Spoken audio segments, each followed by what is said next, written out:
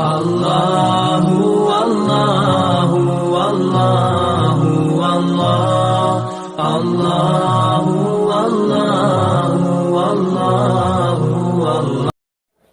بسم اللہ الرحمن الرحیم۔ السلام علیکم۔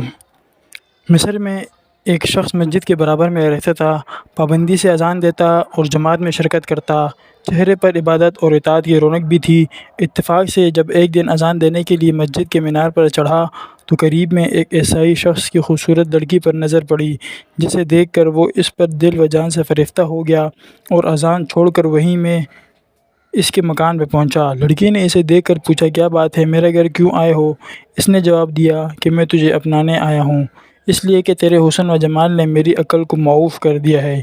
لڑکی نے جواب دیا، میں کوئی تہمت والا کام نہیں کرنا چاہتی ہوں۔ تو اس نے پیشکش کی کہ میں تجھ سے نکاح کروں گا۔ لڑکی نے کہا کہ تو مسلمان اور میں عیسائی، میرا باپ اس رشتے سے تیار نہ ہوگا۔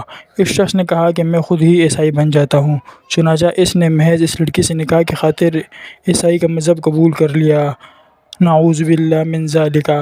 لیکن ابھی وہ دن پورا بھی نہیں ہوا تھا کہ یہ شخص اس کے گھر میں رہتے ہوئے کسی کام کے لیے چھت پر چڑھا اور کسی طرح سے وہاں سے گر پڑا، جس سے اس کی موت واقع ہو گئی۔ افسوس، صد افسوس، دین بھی گیا اور لڑکی بھی ہاتھ نہ آئی۔ اسی لیے یہ محاورہ مشہور ہے، نہ خدا ملا نہ وصال صنم۔